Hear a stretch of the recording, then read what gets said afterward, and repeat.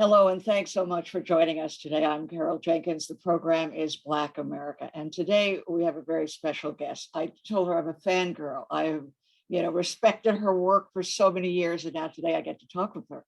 She has written an extremely moving book. It's called Read Until You Understand, The Profound Wisdom of Black Life and Literature. Dr. Farah Jasmine Griffin was the inaugural chair of the African American and African Diaspora Studies Department at Columbia University, where she is a professor of English and comparative literature. Thank you so much for being with us. Well, thank you so much for having me. I've been looking forward to this conversation. Well, the book is incredible in so many ways on so many levels, because you're really talking about an inheritance. And I think what I thought about as I began to read it was, really, what do we want to leave our children or our grandchildren? And your father left you, your life, actually, the way you spent your life. So tell me about Emerson Maxwell Griffin. Yes, absolutely. So, my father was an intellectual, a working class intellectual. They do exist. He was a voracious reader and lover of jazz music. And he spent a lot of time with me after school, after work, reading, taking me on sort of field trips around the city of Philadelphia, which is a historic city, and teaching me as much as he could, but not in a way that was that felt like it was disciplinary. In a way that was a great deal of fun and was just a chance to have some father-daughter time. And he died when I was 9 years old, leaving me a lot of books, a household full of books, but also a love for reading and learning that I think he bequeathed to me. So that's my father. Right, right. And he was a welder when you say, working class intellectual, Yes. but books and music, I was struck by, and these are the themes through your professional life that we know about, writing about Billie Holiday, writing about music, and certainly about literature and what it has to say about our lives today. Yes, absolutely. I mean, I think that many scholars, we're drawn to things that you can find a reason in our autobiography why we're drawn to them. Even if we pursue them in different cultures and in different historical periods, there's something that sparks that interest.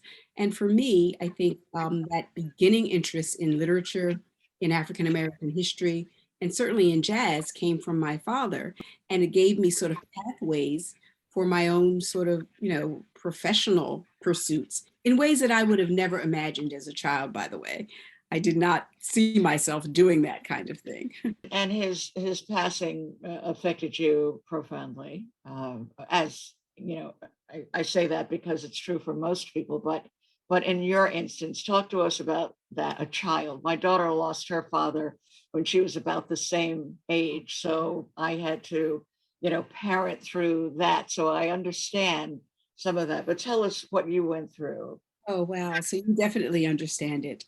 It's just a deep and profound and inexplicable loss when you're that young. I was 9 years old, so I wasn't a toddler, and I did know that things and people died. Like I had pets that died, but you just don't. I really think you don't understand that it's forever, um, and that it just leaves a gaping hole in your life that you can't reason it away. I think our imagination step in, our questioning steps in, the curiosity, and it's a loss that you don't get over it. You simply learn to live with it, and you build your life around it. And in some ways, I think you can build your life in honor of it as well.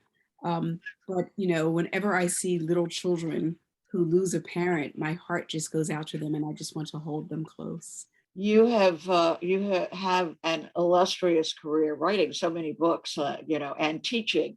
I don't know how many years have you been teaching? I think the way you describe it is that you've been a lifetime of reading, 30 years of teaching, but I mean, I think if I were honest, I started teaching before I finished my PhD. My very first job was a class that I taught at Sarah Lawrence College.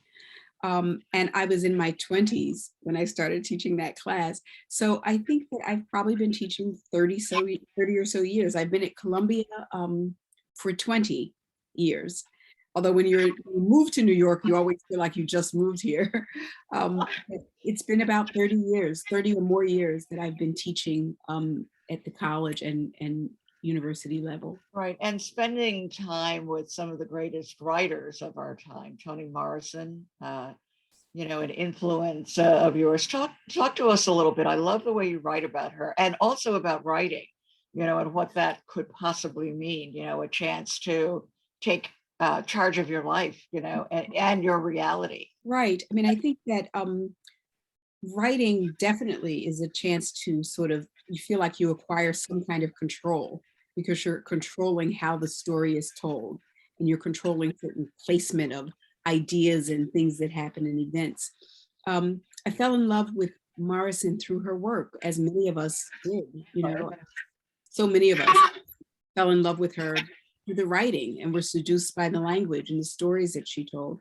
And I just happened to be one of those fortunate readers who began to read her as a teenager, but who actually met her and then in her life became a friend. So it's a real gift, a true gift. And I learned a lot from her in person, but I learned even more by reading her.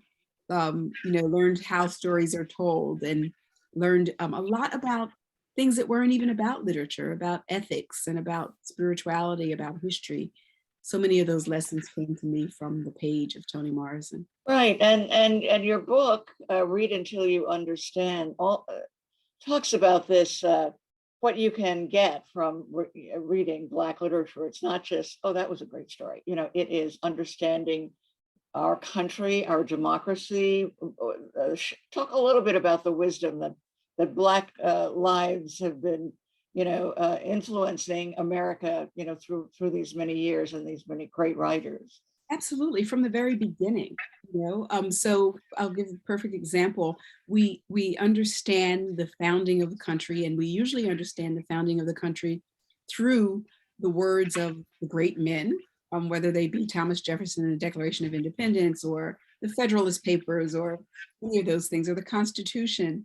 We understand it that way. But if you just broaden it out a little bit to see what were women saying, what were African Americans saying, we look at Phillis Wheatley, who was also writing at the beginning of the Republic. And not only was she writing poetry about muses, she was writing letters to George Washington. She was writing poems to people who might have some influence on whether or not the United States would become independent. And so there's been a contribution of ideas to the nation and to the world, to the issues that confront the world from the first time a person of African descent picked up a pen. So I think my book just asks us to consider what the contributions of particularly the descendants of the enslaved here have made to our understanding of our country and of our world. And you say in the introduction to the book that the book begins with a girl and ends with Grace. Talk to us about that arc. So I knew that the book was going to begin with a girl, and I knew that it was going to end with Grace, and I didn't know what was going in between. And I also wasn't sure what girl it was. Like, I wasn't sure if the girl was me or if the girl was Phillis Wheatley. And so the girl ends up being me. Right. There are girls all throughout the book, the little girl who's Diana, who was the stepdaughter of Philando Castile, makes an appearance in the book. And I knew it was going to end with Grace because that's the gift that I wanted to leave the readers with, that we all can be the beneficiaries of grace. And it seems so arbitrary if we think it's just a kind of gift given to us from God. But that grace, I think I say, is that we can be conduits of grace to each other. And that's sort of what I knew I wanted to leave it with. It starts with a girl, it starts with understandings of mercy, but it ends with grace. And sometimes I feel like this nation or what we've done to our planet, that we can only save ourselves by grace. That's what I think. Well, speaking of our nation and the current state that we find ourselves in, I know that you cannot go anywhere without talking about critical race theory. All So, right. and we can't either. Every conversation we have on Black America is about critical race theory in one way or another. But put that into perspective for us. What are you thinking now that we are some time beyond the initiation of this craziness, is what I call it, a certain madness that's taken hold in our country? How far along in this process do you think we are? Oh my goodness. Sometimes I think we're far along, and then I can't believe the sort of inane nature of the conversation and the debates, because we've already been here. And as you know better than anyone that that there are people who pick these boogeymans, and now it's critical race theory, and of course it has nothing to do with critical race theory because Right. Absolutely nothing. Every reporter who covers it says, and by the way, critical race theory is not being taught in kindergarten. no. You know, Not only is it not being taught, you can disagree with certain elements of critical race theory, but you can't disagree with the fundamental nature of it, because it's just true that our institutions and our laws, have been impacted by racism. You can't deny that.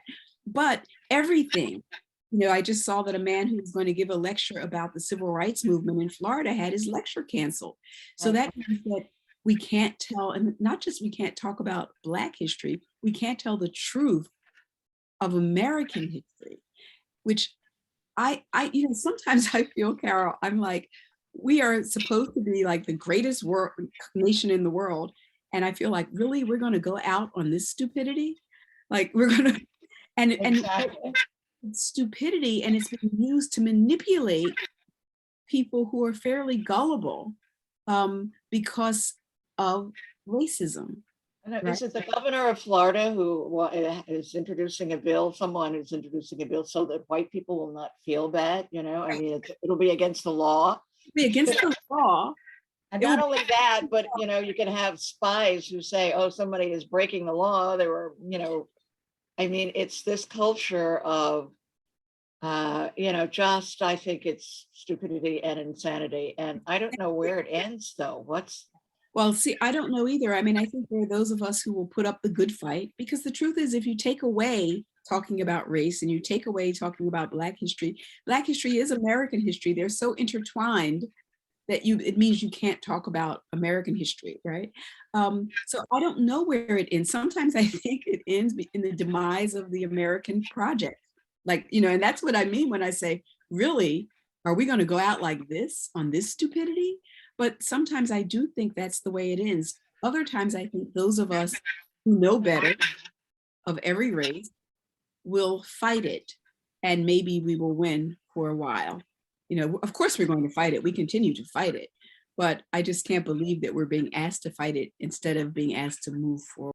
Right. Now, I sat in on a webinar with some teachers from elementary school straight through college who were trying to figure out how to do their job, without talking about Rosa Parks or, I mean, it's, and when you see the children's book that was banned, I mean, it comes so close to, authoritarianism, that, I really think that maybe literature is going to save us. I think that's what you write in your book. It can save us if we get to talk about it, if we get to read it. About it. I mean, one of the things that I say when there was that, there was yet another attempt to ban Beloved, like, there were always attempts to ban Tony's. But, one of the things that I say is that she would she would say, even a book that she thought was horrible or racist or really problematic, like, don't ban it, right? We don't ban books. It says something if you become a society that bans books, right? So instead you have them available, and then you teach people to think critically about them. What's so bad about that? Well, I think you can't have people governed by authoritarians if they are people who think critically. So you have to remove that possibility, which is Right. really I know, critical thinking instead of exactly, banning, is what we need. I right. want to talk a little bit about academia because you've been very successful. Just recently, we lost Lani Guinier, and we're reminded of her experience, with being appointed to, finding things that she may or may not have said. But this whole idea of Black women in academia, in government, Black women, period, going up this ladder of success, and especially in academia, where tenure, is the golden, ring, so to speak. Right. Uh, any improvement in that at all? Yes and no. Yes. I mean, I think that yes, because there have been generations steadily climbing, creating spaces, legitimating the study of certain kinds of subjects, teaching their colleagues how to read this work and understand it, and the understanding by our colleagues that the work has transformed our way of thinking. And so there are some of our colleagues who at least now value it in ways that they might not have valued the work that we do. But there's still difficult climb, it's still, especially in this kind of context that we find ourselves in, people who are less courageous, less willing to take a chance on ideas that might challenge or methods that might be different, um, and have to find the courage to want to support that kind of work, is what I would say. So we face new battles and new struggles. And but I think that there is no question that we've made tremendous strides. When Lonnie died, as with many of us, I was so mournful, and I went back to that period, and I was so angered again by the misrepresentation of her brilliance, right? Exactly. Exactly. Misrepresentation. And if we had listened to her, right, we might not be having these voting rights struggles right now. And I think that that's been the case so many times. That just is frustrating, but also enraging. We also lost Bell Hooks Yeah. recently. Talk to us a little bit about the legacy that she left. I think Bell Hooks' greatest legacy is the way that she exposed so many people to the ideas of Black feminism, so that they weren't these arcane ideas. They were ideas about how we live our lives in the everyday. And there are generations, particularly of young women and young people, who might not have ever embraced the ideas of kind of a radical gender equality, and how you cannot have a definition of feminism that says that it can't just be about, the success of upper middle class women, right? That feminism has to be it has to be more capacious than that. And I think that we owe that to Bell Hooks in many ways. There are many people who work on those ideas, but very few of them have made them as attractive to as many people as she did. And so we're missing these great writers who left us with so much, and left unappreciated to the extent that they needed to be celebrated for for the contributions that they made. I keep thinking about your dad, and what he would say about this book, and about your life and your career and what you've contributed, to Black America, to America. What do you think that conversation would be like? Oh my goodness, I don't know, I hope that he would be proud. I hope that he would approve. I think that we might disagree on some things politically, but we would have those debates in a very loving way. I think that he might have, just as he exposed me to a world of ideas, I think I could have also exposed him. It would have been an ongoing, generative, reciprocal relationship that I think he would have enjoyed and benefited from. Um, and so I like to think that he accepts his spirit, accepts this book as a gift, to his legacy. And it is such a gift, it made me stop and think, there, at my stage of life, everybody is planning, what am I going to leave? I mean, and this idea that there can be something, you know, not to overuse the word profound, but I think it's the fitting word to use, in terms of just that experience of reading, and what you get from it. of all of the, you talk about Jimmy Baldwin in this book, and so many writers, and Tony, of course, her huge impact on her. I only got to meet her a few times. You knew her well, and loved her. But of those, what do you keep in mind, of what the strongest influence that was given to you outside of Tony? We all agree Right, it always has to be outside of Tony, right? right. Right, it has to be outside of Tony because she's the strongest influence on me, but I think there's so many of them. I have a chapter where I talk about Frances Ellen Watkins Harper, you know, and partly because when I was writing it, I felt that many readers outside of the academy didn't have an understanding of these extraordinary Black women thinkers in the 19th century. Although I think we're starting to get more and more of that, but I wanted to expose people to that. So Frances Harper is another one. And then of the younger writers, I love and have learned from and will read anything that Jessamine Ward Ah, I writes. love her. Right. I mean, I just think she's very, very special. And then, there are people who I've read since the book came out.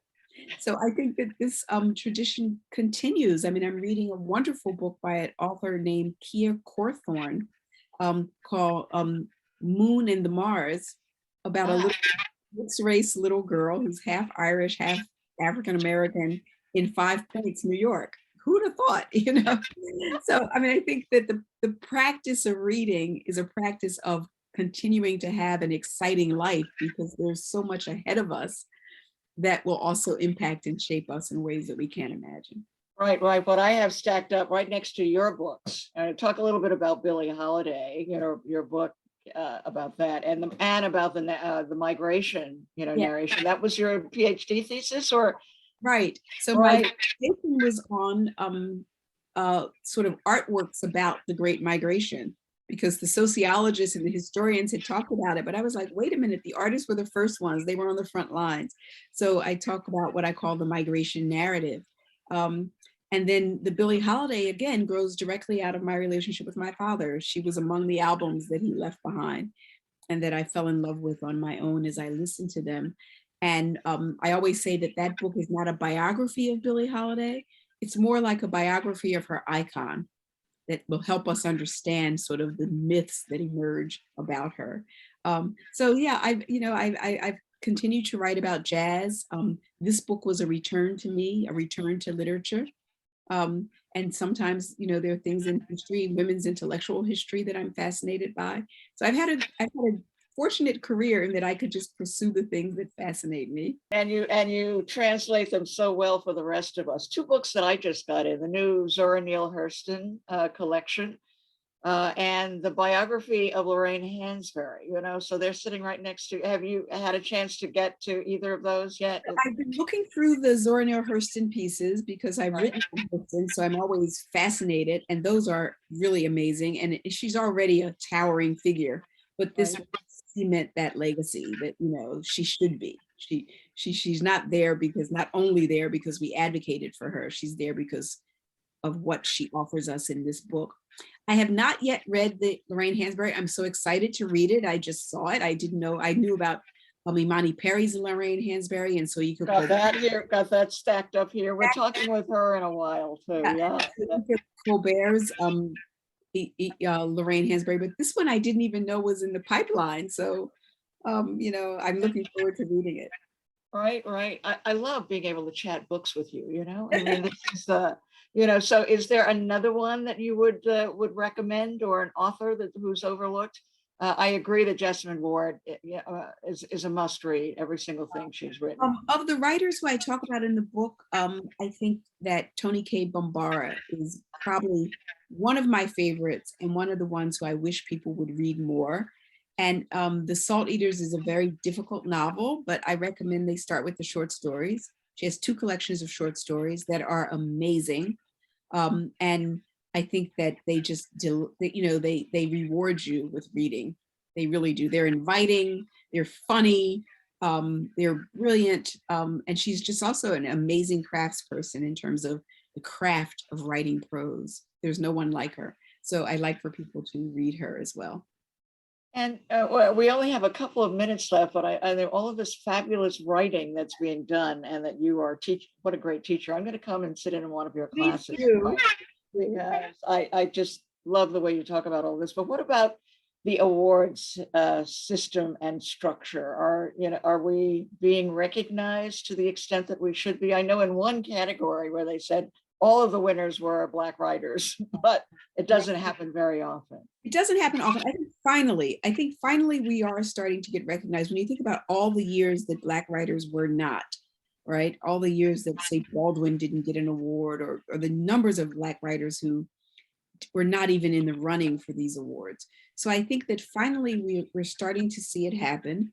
And interestingly enough, it started happening in poetry first.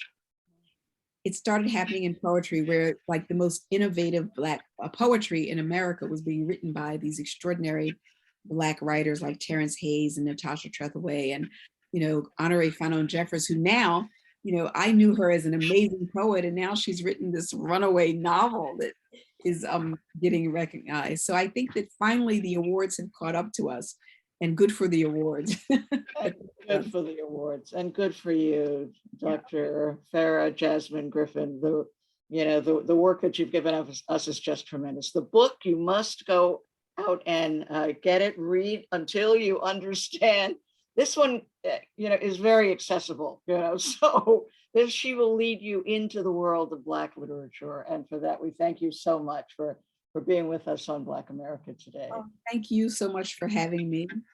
And to all of you out there as well, thanks for joining us. I'm Carol Jenkins. The program is Black America, and we'll see you the next time.